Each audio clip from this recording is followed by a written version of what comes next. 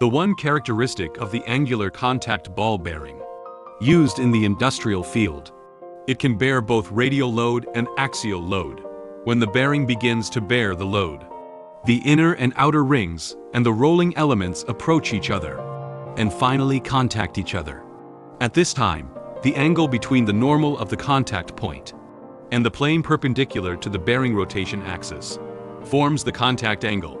With the increase of bearing load, the original contact point is compressed and deformed. Then the contact point becomes larger, and it will change from point contact to surface contact. With the increase of contact area, the radial and axial rigidity, preload, of the bearing also begins to increase.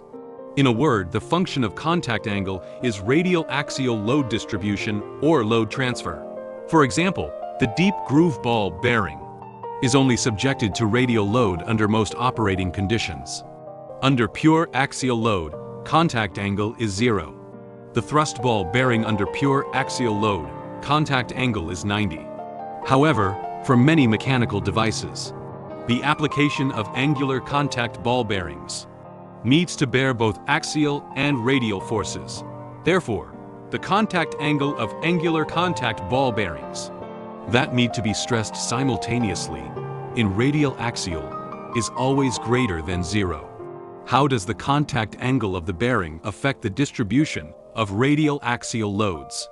For example, when the contact angles of the angular contact ball bearing are 15, 17, 25 respectively, the ratios of radial and axial rigidity, that is, preload, are respectively 5.6, 4.7, 2.1. The load capacity of bearings represents the cutting capacity of machine tools processing. Thus, what is the deep connection between bearing contact angle and machine tool processing? Please look forward to next video.